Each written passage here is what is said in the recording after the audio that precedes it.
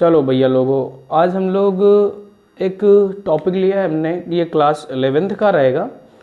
वैसे तो ये जहाँ जहाँ भी टॉपिक आ रहा है उसका टॉपिक का नाम क्या लिखा मैंने, क्वांटम नंबर। तो पहले ये समझो कि ये किसके लिए ज़रूरी है। तो मैं ये कह रहा हूँ कि जहाँ पर भी, जैसे तुम मेंस का दे रहे हो या आप नीट देने जा रहे हो, कहीं भी जा रहे हो जहाँ पर ये टॉपिक इंक्लूड हो क्वांटम नंबर, तो हम लोग इसका एक इंफ्रास्ट्रक्चर तैयार करेंगे। मतलब एक बेसिक पूरा कवर कर लेंगे, फिर आप किसी भी बुक से पढ़ना उसको और फिर उसकी प्रैक्टिस करना, तो जो भी लेवल होगा आपका सब कुछ कवर हो जाएगा। तो आज के बाद एक वीडियो बस बनाएंगे इसका, और ये वीडियो अगर तुमने देख लिया ना तो इसकी जितनी भी प्रॉब्लम तुम्हें आती है, जो भी कन्फ्यूजन आती है, सब खत्म हो जाएगी। ठीक है, तो चलो फिर मैदान में चले और फिर देखें अपना टॉपिक क्या है। तो टॉपिक क्या है, क्वांटम नंबर। और जैसे ही क्वांटम नंबर आता है तो हमारे दिमाग में नहीं आ जाता principal quantum number, azimuthal, magnetic, spin. तो इसको समझने से पहले थोड़ी सी कहानी और समझनी ज़रूरी है ना। मतलब थोड़ा सा मैं फिर इसके हिस्ट्री पार्ट से इसको जोड़ता हूँ कि नंबर आया कहाँ से होगा, है ना, फिर इसको पढ़ते हैं तो ज़्यादा अच्छा रहेगा। ज़्यादा डेप्थ में नहीं जाएंगे, बस सुन लेना है, थोड़ा बहुत बात चलेगी, काम हो ही जाएगा। तो क्या एक वर्ड आया, क्वांटम मैकेनिकल मॉडल, इधर दिख रहा होगा तो मैं यहाँ से मतलब लिखता हूँ जिससे मेरे बार बार हटाना नहीं पड़ेगा। तो एक क्या आएगा, वेव या क्वांटम मैकेनिकल मॉडल। क्या आएगा, quantum mechanical model, quantum mechanical model. अच्छा एक चीज़ सुन लो पहले ही, परेशान नहीं होना कि जैसे मैंने पढ़ाने जा रहा हूँ मैं क्वांटम नंबर और ये मैंने टॉपिक लगा दिया तो तुम भग जाओ। नहीं, रुको, क्वांटम नंबर पढ़ा रहे हैं, मैंने कहा इसको ये आया कहाँ से वो थोड़ा जान लेते हैं। ठीक, बहुत डेप्थ में नहीं जाएंगे, बस थोड़ी सी कहानी। क्वांटम मैकेनिकल मॉडल का मतलब ये कि जो इलेक्ट्रॉन था, थोड़ी सी बात हो जाए हिस्ट्री की इसकी। इलेक्ट्रॉन था तो इलेक्ट्रॉन का पार्टिकल नेचर सबको पहले से पता था। कौन सा नेचर पता था बेटा, पार्टिकल नेचर। लेकिन फिर आगे की कहानी जब आई तो फिर मैंने तुमसे बताया था जो डी ब्रॉगली सर थे, हाइजेनबर्ग थे, है ना, इन लोगों ने क्या किया था, तो एक जर्मन थे मैंने बताया था, तो वे वेव नेचर में चले गए थे। किस वेव नेचर में। अब ध्यान से सुनना, अभी ये कुछ नहीं जानते हो तो इतना जान लो कि इलेक्ट्रॉन जैसे लाइट डुबल बिहेवियर होता है ना, वैसे इलेक्ट्रॉन भी कैसा होता है, डुबल बिहेवियर होता है। कैसा होता है बेटा, डुबल बिहेवियर होता है। तो जो इसका वेव नेचर है, किसका, इलेक्ट्रॉन का, ठीक है, वो जिस मॉडल में दिया गया उसे बोलते हैं क्वांटम मैकेनिकल मॉडल। ठीक है, इसमें हम एक साइंटिस्ट की बात करेंगे जिनका नाम था अरविंद श्रोडिंगर। ठीक है, तो पहले समझ लो इनके हिसाब से ये क्या था। तो इन जो अपने सर थे कौन से, ई श्रोडिंगर। क्या नाम था, ई श्रोडिंगर, ई श्रोडिंगर। ठीक है, इन्होंने क्या बताया, इन्होंने बताया जो इलेक्ट्रॉन होता है वो सेल में पार्टिकल के फॉर्म में ना चल के किस फॉर्म में चलता है, वे। ये थोड़ा कॉम्प्लिकेटेड है लेकिन अभी मेरी कहानी सुनना कि इन्होंने ये कहा, जैसे मान लो न्यूक्लियस है, ये बेटा क्या है, न्यूक्लियस। तो न्यूक्लियस के बाद यहाँ पे जो कहानी चल रही थी इस तरह से, तो इसमें पता चला था कि इलेक्ट्रॉन घूमता है। तो इन्होंने ये बताया कि वो वेव के फॉर्म में चलता है। बेटा कैसे फॉर्म में चलता है, वेव के फॉर्म में चलता है। ठीक है, और ये इलेक्ट्रॉन जो अराउंड द न्यूक्लियस किस फॉर्म में चल रहा है, वेव के फॉर्म में। तो इलेक्ट्रॉन का कौन सा नेचर से होगा, वेव नेचर से होगा। ठीक है, इसके लिए, इसके वेव नेचर को बताने के लिए अरविंद श्रोडिंगर ने एक क्या दिया था, वेव थे वो दिया था, वेव इक्वेशन दी थी। क्या दी थी, वेव इक्वेशन, जो फेमस हुई श्रोडिंगर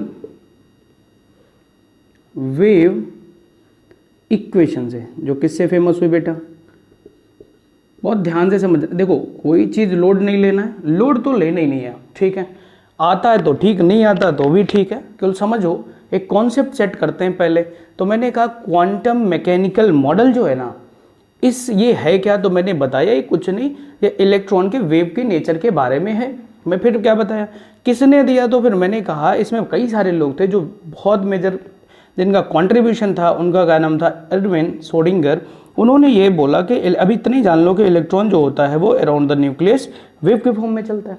अब वेव के फॉर्म में चलता है तो उसका जो वेव नेचर है उसके लिए एक इक्वेशन दे डाली, और वो जो इक्वेशन दी थी बेटा, वो जो इक्वेशन थी उसको हमें याद रखना है। कहाँ से आई ये नहीं देखना है, क्योंकि अभी पहले समझ लो, फिर बाद में जब ये समझ में आ जाएगा तो फिर निकालना भी सिखा देंगे।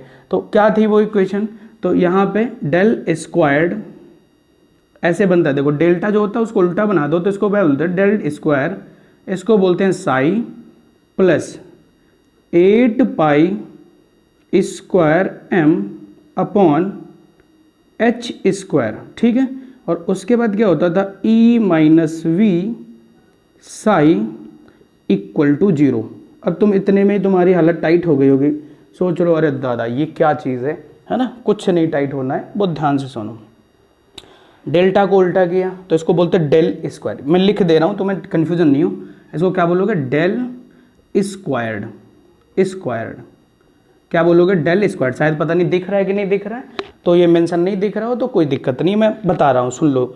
ये साई होता है 8 pi square M H square, ये एच है एन नहीं समझना, ये क्या है एच स्क्वायर है, और ई माइनस वी और फिर इनटू क्या है साई इक्वल टू 0।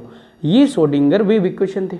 लेकिन यहाँ पर जो डेल स्क्वायर है ना बेटा, यहाँ पर बेटा क्या है, जो डेल स्क्वायर है, तो जो डेल स्क्वायर है उसकी वैल्यू जो होती है वो होती है del square upon del x square, फिर प्लस दूसरा क्या हो जाएगा, del square upon del Y square plus del square upon del Z square equal, ऐसे इतना सोच लो।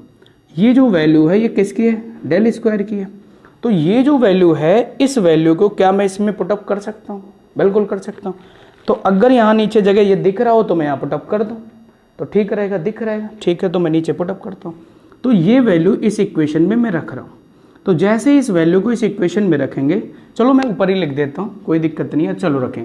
तो डेल स्क्वायर की जगह में जब रखेंगे तो क्या बनेगा, ध्यान से सुनना, तो बनेगा del square psi upon del x square plus del square psi upon del Y square plus del square psi upon del Z square. इतना हो गया।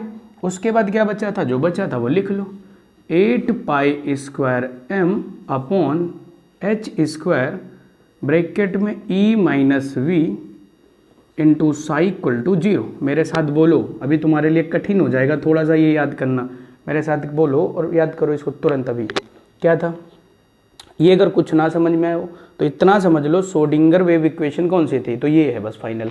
क्या थी, del square psi upon del x square plus del square psi upon del Y square plus del square psi upon del Z square. कुछ नहीं है, x square है, ये एक्स एक्सिस के लॉन्ग है, ये वाई के, ये जेड एक्सिस के, ठीक। उसके बाद क्या याद रखना, 8 pi square M upon H square, फिर क्या था E minus V into psi equal to 0। अब यहाँ पर कुछ चीज़ें जान लो हैं क्या, ठीक है, तो मैं लिख देता हूँ वेयर, जैसे कोई पूछे साई क्या है तो तुम्हें बताना है साई वेव फंक्शन होता है। साई क्या होता है, वेव फंक्शन होता है, याद कर लो। कुछ नहीं, ये कहाँ से आया वो नहीं बता रहा हूँ, इतना कॉम्प्लिकेटेड नहीं कर रहा हूँ, इतना जान लो केवल कि साई क्या होता है, वेव फंक्शन होता है।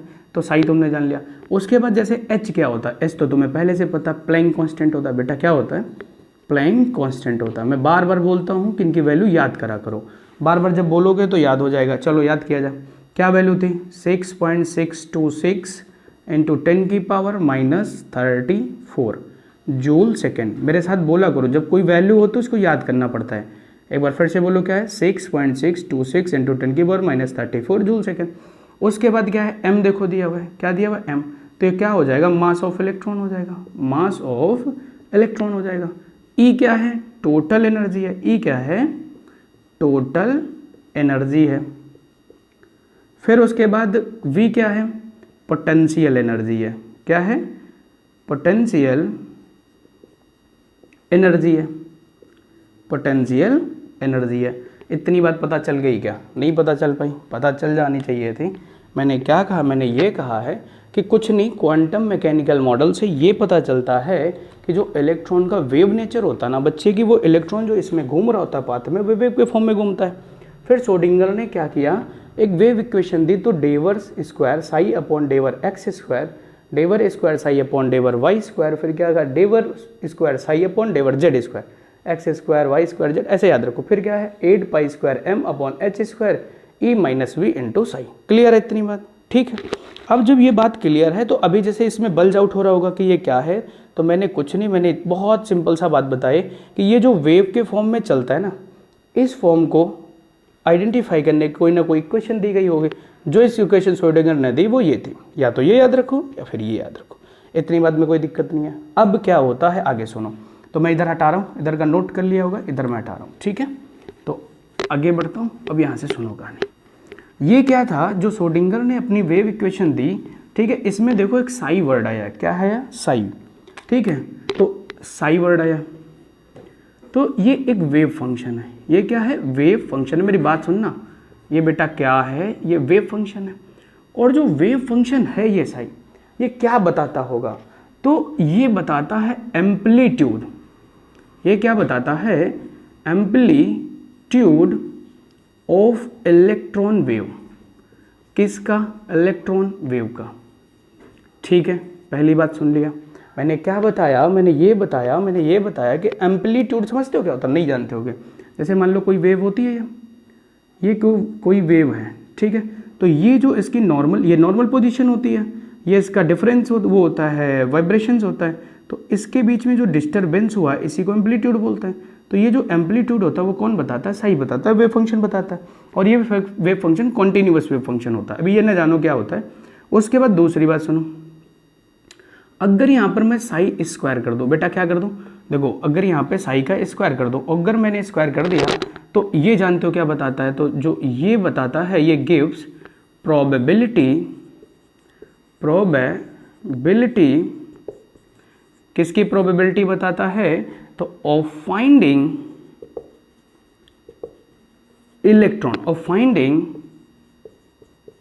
इलेक्ट्रॉन एट वेरियस रीजन, ठीक है, या रीजन, हाँ रीजन ही लिखो ज़्यादा ठीक रहेगा, एट वेरियस रीजन, ठीक है, इन एन एटम। फिर से सुनो, मैं बताता हूँ वो थोड़ा सा कि क्या है। मैंने कहा साई अगर है तो साई क्या है, ये एम्पलीट्यूड बताता है, और साई स्क्वायर क्या है, ये प्रोबेबिलिटी बताता है finding electron at various region in a, ठीक है, ऑर्बिट। और वो ऑर्बिट कहाँ होगा, एटम के अंदर होगा। तो मैंने सीधा लिख दिया कि इन एन एटम। इतनी बात आई कि नहीं है, मैंने क्या कहा, साई और साई स्क्वायर समझ में आ गई, ठीक है। अब आगे कहानी समझो। तो अब इतनी बात जब आ जाती है तो एक चीज़ और सुनना है, और चीज़ ये सुनना है। ये बताओ अपने को कॉन्सेप्ट पता है कि सेल के अंदर क्या आता था, सब सेल के अंदर क्या आता था, ऑर्बिटल। क्या आता था, ऑर्बिटल। तो यहाँ पर ध्यान रखना, एक वर्ड आएगा ऑर्बिटल। एक वर्ड क्या आएगा बेटा, ऑर्बिटल आएगा। तो ऑर्बिटल है क्या, इस चीज़ को थोड़ा समझाते हैं। तो यहाँ पर ये चीज़ नोट कर ली होगी, ये चीज़ नोट कर ली होगी, नोट करिए, ठीक है। अगर नोट कर ली तो मैं नीचे वाला केवल इतना हटा रहा हूँ, बाकी और लिखा रहेगा। तो मैं यहाँ से ये समझाना चाह रहा हूँ कि जैसे मान लो ये कोई न्यूक्लियस है, ये क्या है बेटा, न्यूक्लियस है। तो इसके इधर रीजन है जहाँ पर इलेक्ट्रॉन क्या कर सकता है, रिवॉल्व कर सकता है अराउंड द न्यूक्लियस, ठीक है। तो यहाँ पर ऐसे समझो, मान लो ये एक सेल है बेटा, ये क्या है, एक सेल है।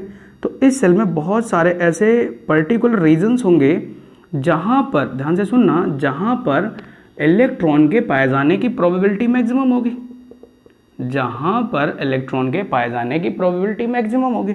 मतलब प्रोबेबिलिटी बोल रहा हूँ, ध्यान से सुनना, प्रोबेबिलिटी बोल रहा हूँ। तो जो प्रोबेबिलिटी होगी वो क्या होगी, मैक्सिमम हो जाएगी। और जो प्रोबेबिलिटी मैक्सिमम होगी जहाँ पर, उससे हम लोग नाम देंगे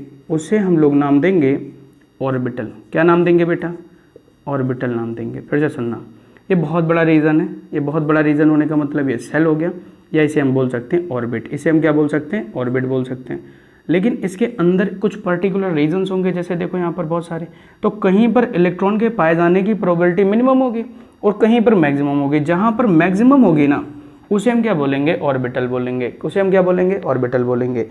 तो सबसे पहले जो क्वांटम मैकेनिकल मॉडल होता वो क्या बताता है, वो आइडिया देता है कि जो इलेक्ट्रॉन घूमता है ना अराउंड द न्यूक्लियस, वो वेव के फॉर्म में घूमता है। उसके लिए श्रोडिंगर ने क्या करी, एक इक्वेशन दी, इक्वेशन लिख ली हमने। फिर उस इक्वेशन में एक फंक्शन था साई।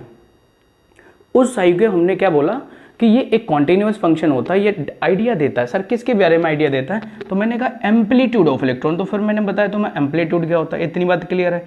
फिर मैंने कहा अगर उस पर स्क्वायर कर दिया जाए तो उसे क्या बोलेंगे, साई स्क्वायर बोलेंगे। तो साई स्क्वायर क्या करता है, ये बताता है, क्या बताता है बेटा, तो ये प्रोबेबिलिटी बताता है किसकी, फाइंडिंग इलेक्ट्रॉन, ठीक है, अब वो कहाँ पर, वेरियस रीजन, और वेरियस रीजन ये कहाँ पर होंगे, ठीक है, तो एटम के अंदर ही होंगे, तो वो बताता है। अब तीसरा मैं एक कॉन्सेप्ट और लेकर आता हूँ कि एक आइडिया देता है किसके बारे में, ऑर्बिटल के बारे में। किसके बारे में आइडिया देता है, ऑर्बिटल के बारे में देता है। एक चीज़ ध्यान रखना, यहाँ पर जो साई की वैल्यू होगी वो अलग होगी, यहाँ पर साई की वैल्यू अलग होगी, मतलब डिफरेंट रीजन पर साई की वैल्यू डिफरेंट होगी। तो मैं ये लिखना नहीं चाह रहा हूँ, ये ध्यान रखना कि जो साई वेव फंक्शन है, तो वेव फंक्शन की वैल्यू डिफरेंट रीजन पे डिफरेंट होगी, दिक्कत तो नहीं कोई बात, ठीक है। उसके बाद ऑर्बिटल क्या होता है, तो अब ध्यान से सुनो। अब यहाँ पर एक्स एक्सिस भी होगी, यहाँ पर वाई एक्सिस भी होगी, यहाँ पर जेड एक्सिस भी होगी, दिख रहा है। यहाँ पर तीनों एक्सिस होंगे कि नहीं होंगे, तीनों एक्सिस होंगे। तो इन तीनों एक्सिस में कहीं पर भी इलेक्ट्रॉन की डेंसिटी ज़्यादा हो सकती है, कहीं पर कम हो सकती है।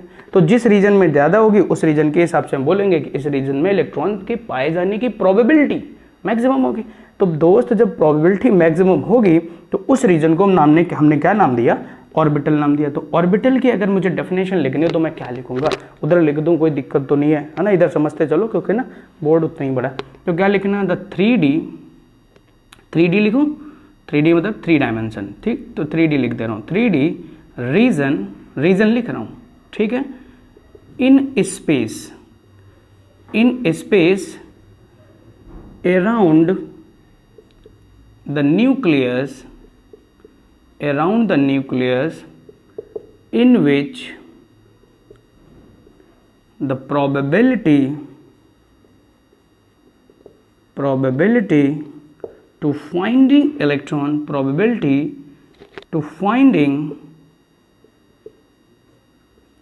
an electron is maximum, ठीक, is called orbital। क्या बोला मैं बता रहा हूँ, मैं कुछ बहुत बड़ी बात नहीं बोली, मैंने ये बात बोली है कि भाई साहब जहाँ पर, ठीक है, अराउंड द न्यूक्लियस इलेक्ट्रॉन के पाए जाने की प्रोबेबिलिटी, उस रीजन को हम क्या बोले, जहाँ पे मैक्सिमम हो उस रीजन को हम ऑर्बिटल बोलेंगे। तो वही लिख दिया, कोई दिक्कत तो नहीं।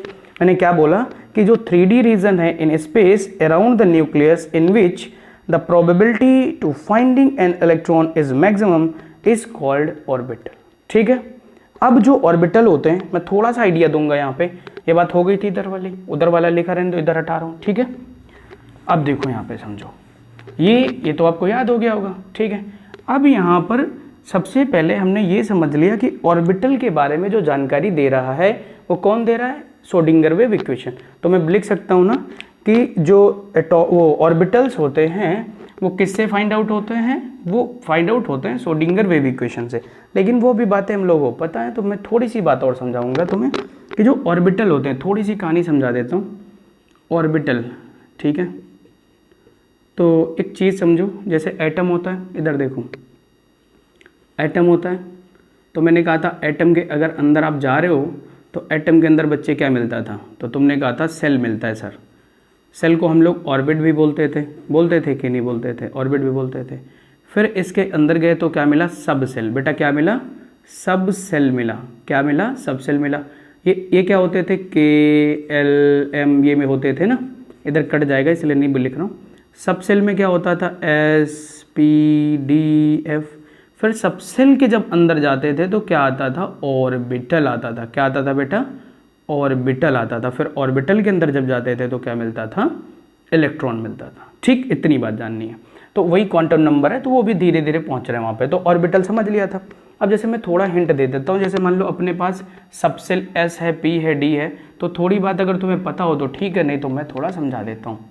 जैसे सब सेल है तो सब सेल अपने पास है S, P, D, F। तो ये तो तुम्हें पता होगा, इसका जो शेप होता है, नहीं पता है तो मैं बता देता हूँ क्योंकि यहाँ से क्वेश्चन पूछता है नीट।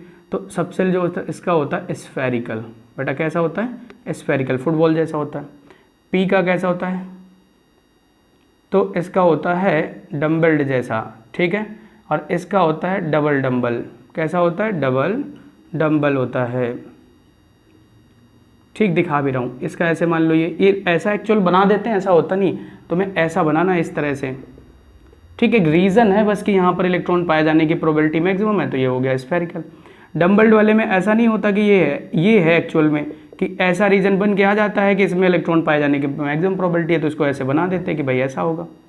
फिर उसके बाद डबल डम्बल्ड में क्या होता है, ऐसे जो बना देते हैं हम लोग, तो इसका मतलब ये दिखा देते हैं जिससे कन्फ्यूजन ना हो। वैसे तो ये ऐसे देखा गया है कि इस तरह का बनेगा, ठीक है, तो इस तरह से जाएगा, इस तरह का जो बनता है, तो इस रीजन को हम क्या बोलते हैं, डबल डम्बल। एफ वाला थोड़ा कॉम्प्लिकेटेड होता है तो इसको हम लोग नहीं बना पाते हैं, इसलिए इसको बोल देते हैं ये कॉम्प्लिकेटेड होता है, कोई दिक्कत नहीं होनी चाहिए, ठीक है। इतनी बात आ गई होगी। अब उसके बाद मैं इधर वाला जो ये रीजन दिख रहा है तुम्हें, तो इसको मैं ये वाली बात हटा रहा हूँ, इसको भी बाद में लिख दूंगा क्योंकि जगह फिर है कम, तो मैं इसको हटा रहा हूँ इधर। अब बताओ ये डम्बल्ड बना दिया, तो ये क्या थे, ये थे सब सेल। अब सब सेल के अंदर क्या बेटा आता है, तो मैंने अभी पढ़ाया ऑर्बिटल आता है। तो जो ऑर्बिटल आते हैं वो कौन से, देखो, तो ऑर्बिटल को हम बॉक्स से दिखाएंगे। तो एस ऑर्बिटल होता है, इसमें एक ही बॉक्स आता है, कितना आता है, एक बॉक्स आता है, तो एक एस हो गया। जो पी ऑर्बिटल होता है इसके 3 बॉक्स होते हैं, कितने होते हैं, 3, मतलब 3 रीजन में पाया जाएगा, पी एक्स में भी पाया जाएगा, पी वाई में भी पाया जाएगा, पी जेड में भी पाया जाएगा। फिर डी वाले में कितने होते हैं बेटा, 5। ये स्टैंडर्ड नोटेशन है, इनको याद रखना है तुम लोगों को, ये काम लगेंगे। तो यहाँ पर क्या होगा, D X Y, D Y Z, D Z X, D X square Y square, D Z square, ठीक है। ये 5 होते हैं इसके, और 7 बॉक्स इसके होते हैं, लेकिन इनका कोई नाम ही नहीं है तो इसको नहीं लिखा जाता है, तो इनके 7 बॉक्स होते हैं, ठीक है। अब मेरी बात सुनो, अब यहाँ से एक बार नीट ने क्वेश्चन पूछ रखा है, अब बताओ क्या है कि जो डी एक्स वाई होता है, डी वाई जेड होता है, डी जेड एक्स होता है, ये 3 ऑर्बिटल दिख रहे हैं आपको, तो ये 3 ऑर्बिटल बिटवीन द एक्सिस आते हैं। कैसे आते हैं, बिटवीन द एक्सिस होता है, और ये अलोंग द एक्सिस होता है, ये अलोंग द एक्सिस होता है। ये पूछ रखा है कि बताओ ये किस प्लेन में आता है, तो ये एक्सियल प्लेन में आते हैं, अलोंग द एक्सिस होता है। अभी मैं बता रहा हूँ क्या कह रहा हूँ, ये अलोंग द एक्सियल, तो ये एक्सियल प्लेन पे आते हैं। ये क्वेश्चन आया पेपर में, पहले ये बात समझ में आई कि नहीं बताओ, आ गई ये बात समझ में। अब यहाँ से मुझे ये पता चल गया ना कि जो श्रोडिंगर वेव इक्वेशन होती है वो ऑर्बिटल के बारे में भी बताती है, ठीक है। श्रोडिंगर वेव इक्वेशन किसके बारे में बताती है, ऑर्बिटल के बारे में बताती है। तो इधर वाली बात हटा रहा हूँ मैं। अब इधर वाली जब बात मैं हटा रहा हूँ, तो अब ये यहाँ से समझो, ऊपर क्वांटम मैकेनिकल मॉडल, इसको भी हटा देता हूँ। इधर देखो, अब ये बात अपने को क्लियर हो गई, बिल्कुल ठीक। अब यहाँ पर जैसे ये ऑर्बिटल है, ये तुम्हारा देख लो ध्यान से, जो स्फेरिकल है, तो स्फेरिकल में एक ही बॉक्स बनता है, तो उसका कोई दिक्कत नहीं। और ये भी ध्यान रखना, ये केवल एक जो है ये नॉन डायरेक्शनल है, सुनते जाना, ये एक कैसा है, नॉन डायरेक्शनल है। ये भी क्वेश्चन आ सकता है पेपर में। और ये जो 3 होते हैं ये डायरेक्शनल होते हैं। सर ये क्या कह रहे हो, मैं बता रहा हूँ।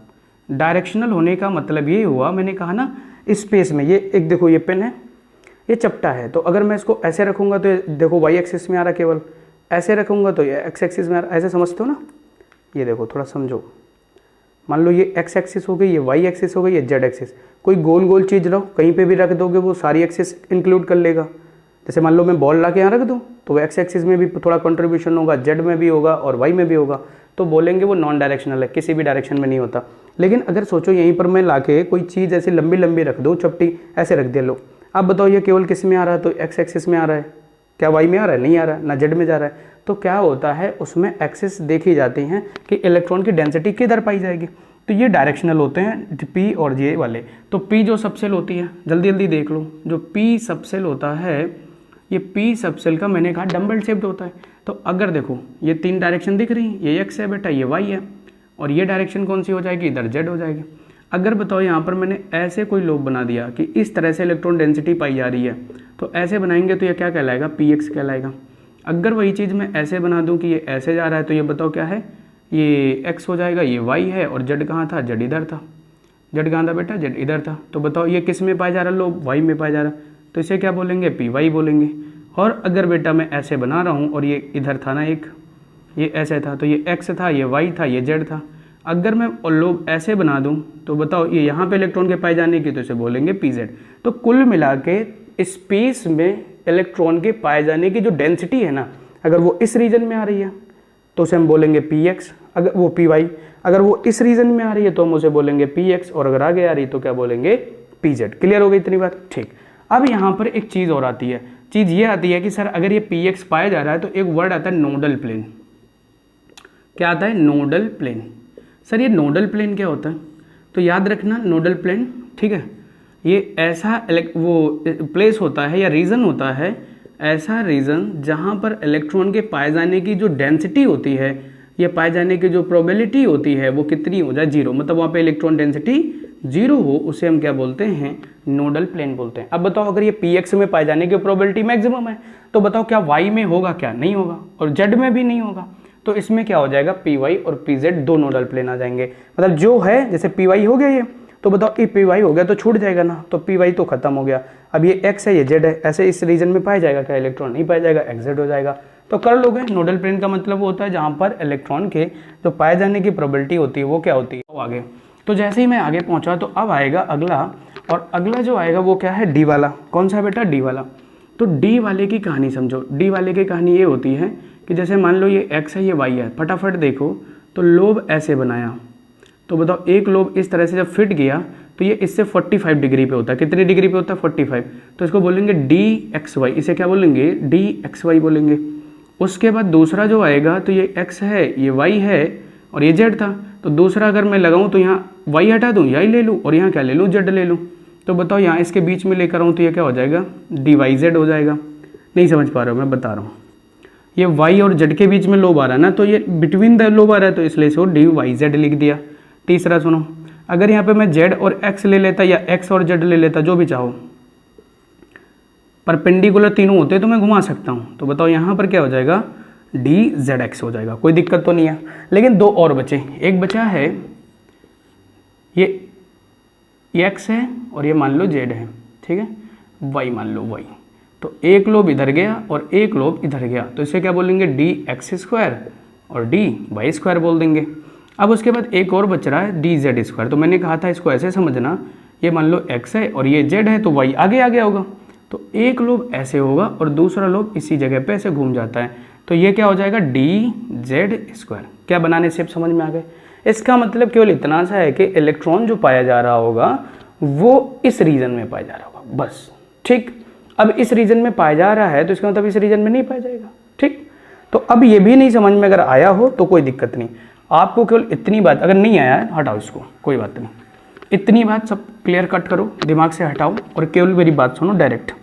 डायरेक्ट बात इतनी सुननी है कि आपको याद रखना है कि एक क्वांटम मैकेनिकल मॉडल था जिससे ये पता चला कि जो इलेक्ट्रॉन होता है वो वेव के फॉर्म में घूमता है। इतनी बात क्लियर है।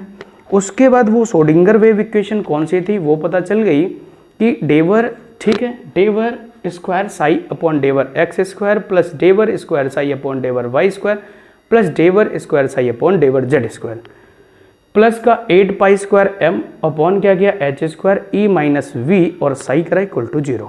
और ये क्या बताता है, ये ऑर्बिटल बताता है। ये क्या बताता है बेटा, ऑर्बिटल बताता है। फिर दूसरी बात सुनो, इतनी बात आ जाने के बाद आगे की कहानी सुनना। ऑर्बिटल का आइडिया किससे निकला था, इससे निकला था। अब अपना टॉपिक आता है और वो टॉपिक क्या आता है, क्वांटम नंबर। क्या आता है, क्वांटम नंबर। ध्यान से सुनना, क्वांटम नंबर। ये पीछे की थोड़ी सी कहानी इतनी बतानी इसलिए ज़रूरी थी ताकि आपको थोड़ा सा आइडिया मिल जाए। किस चीज़ का बेटा आइडिया मिल जाए, कि जो ऑर्बिटल है उसका आइडिया, शेप ऑफ ऑर्बिटल है उसका आइडिया, क्योंकि ये सब चीज़ें कहाँ लगती हैं, क्वांटम नंबर में लगती हैं। कहाँ लगती हैं बेटा, क्वांटम नंबर में लगते हैं। तो क्वांटम नंबर लगाओ हेडिंग, फिर बताता हूँ मैं।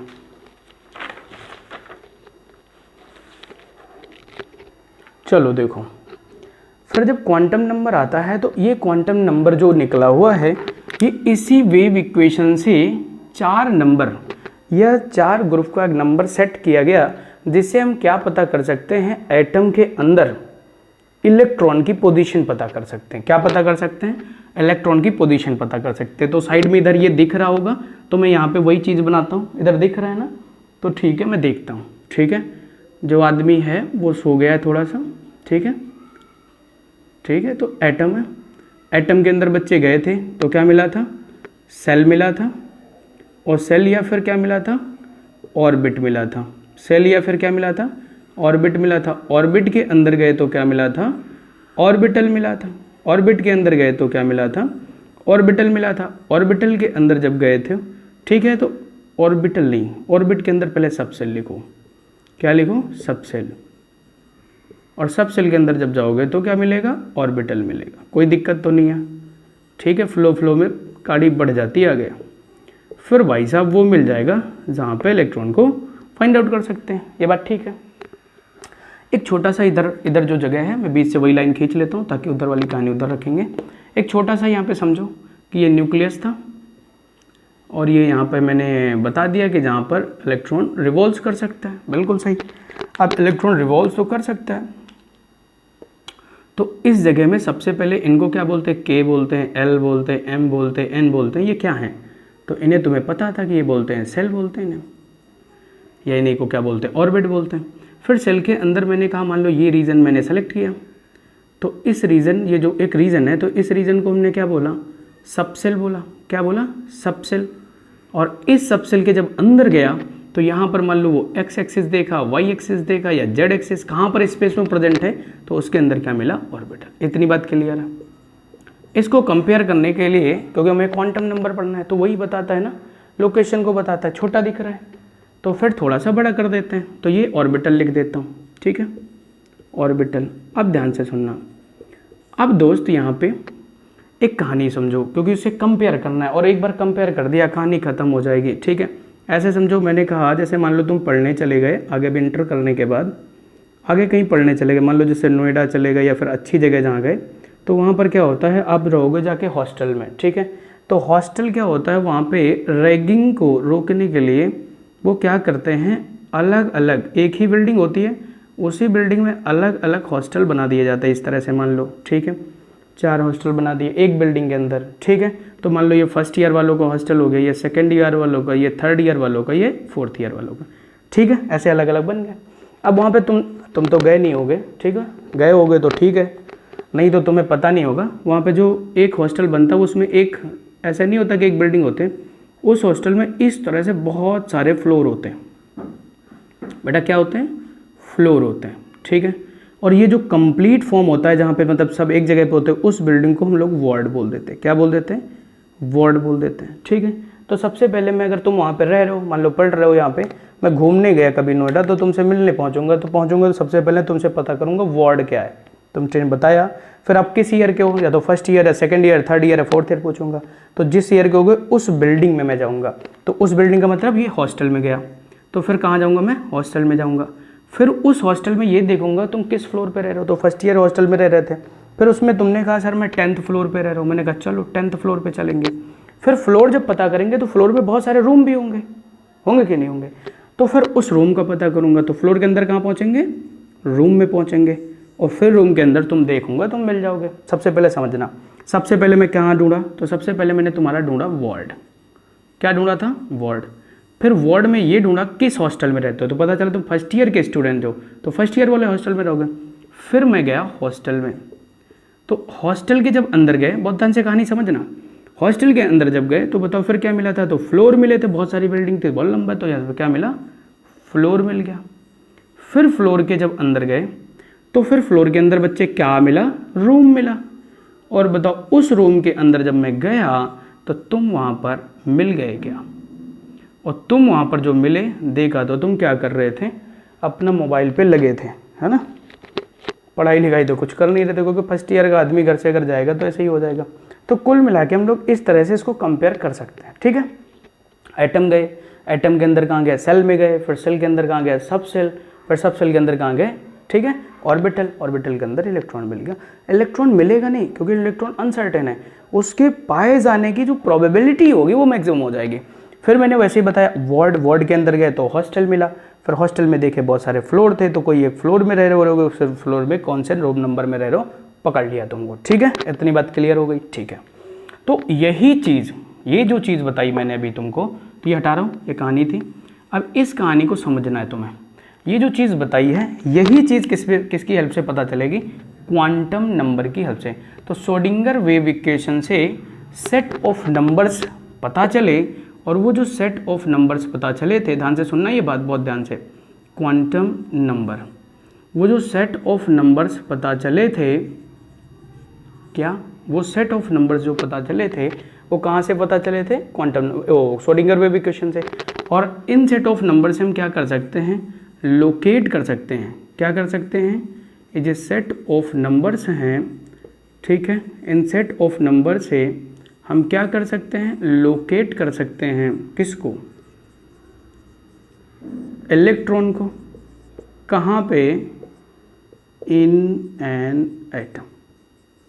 सीधी सीधी बात, एटम के अंदर मुझे इलेक्ट्रॉन को ढूंढना है ना, तो ये क्वांटम नंबर को बताएंगे, ठीक है। तो इन क्वांटम नंबर को बता रहे होंगे, तो क्वांटम नंबर ये कितने होते हैं, 4 क्वांटम नंबर। लंबा तो नहीं हो रहा वीडियो, लंबा हो रहा है, तो ऐसा किया जाए, इतनी बात अगर तुमने बेसिक समझ लिया होगा तो इसका जो मेन पोर्शन बचा है क्वांटम नंबर, उसको हम अगले वीडियो में शूट कर दें, कोई दिक्कत तो नहीं है, ठीक है। इतना समझ लेना है, ये जब समझ में आएगा तभी वो आएगा, अदरवाइज नहीं आएगा। या फिर ऐसा करूँगा, मैं दूसरा वीडियो बना के इसमें मर्ज कर दूंगा, तो वो 2 वीडियो वाला एक साथ आ जाएगा, ठीक है। तो अभी चलो इतना ही रखते हैं, फिर इसको बताते हैं। ये इतना बस जान लो। अभी मैंने तुम्हें क्या बताया, तो इसका हिस्ट्री पार्ट ये बताया कि जो एक शोडिंगर क्वांटम मैकेनिकल मॉडल आया था, उस क्वांटम मैकेनिकल मॉडल से जो अरविंद शोडिंगर थे उन्होंने एक वेव इक्वेशन दी थी, उस वेव इक्वेशन को हमने लिख लिया था। इसकी हेल्प से मुझे एटम के अंदर ऑर्बिटल की जानकारी पता चली। और सर क्या पता चला, ऑर्बिटल का शेप की जानकारी पता चली सर, और क्या पता चला, और उन्होंने इसी इक्वेशन से क्वांटम नंबर को बताया। ये क्वांटम नंबर कुछ नहीं है, बस ये सेट है 4 नंबरों का, जिसकी हेल्प से हम इलेक्ट्रॉन को फाइंड आउट कर सकते हैं एटम के अंदर।